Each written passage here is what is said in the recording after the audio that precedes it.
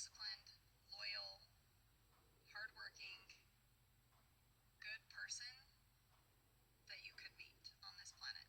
This is exactly why so many men don't want to get married. Because they could be the most loyal, hardworking, honest, good man, but then they end up divorced. That is scary because if he's literally doing nothing wrong, then what can he fix? But here this man is. He's already doing everything. What's even worse is that this has been going on in her head for 10 years. He probably had no clue, and then she'll give him 6 months to somehow fix it after it's been going on for more than 10 years. It's so unfair, and this is what men mean when they say that it came out of nowhere, that they were blindsided. She blindsided him. She can't say that, well, she told him 6 months ago that it was a problem and it needed to be fixed, and then they end up in divorce, and then she claimed that she didn't blindside him.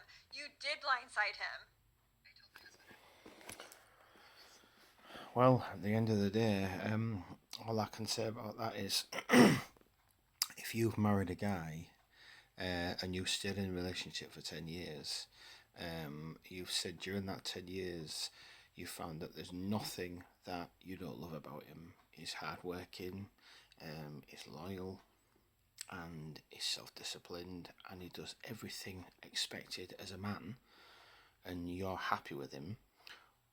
Why would you want to divorce him?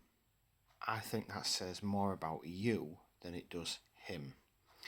I think you're looking for something that is not in the relationship, whether that's the fact that he's too good and you can't do anything wrong because you feel guilty, or if it's money, or if he has money and you're not getting it, or if he hasn't got money and you want him to have money, or he's got himself how he wants in his life, he's self-disciplined, and you know in your mind that anything you do to break that marriage up or to have your life that you want, you know that whatever you do won't bother him because he's so self-disciplined. That, my dear, is the perfect man. And if you're telling me that you don't want that, but you say you love him, but you don't want him, that really says more about you than it does him. I would suggest that, one, you should have married him in the first place, because now you're going to tear his world apart for what? What is he going to get out of it? Yeah? He's put 10 years of his life into a marriage that's going to now be taken apart, and he's got to start all over again. He may be heartbroken or completely lost just because you decide that you don't want to be with him for no actual logical reason.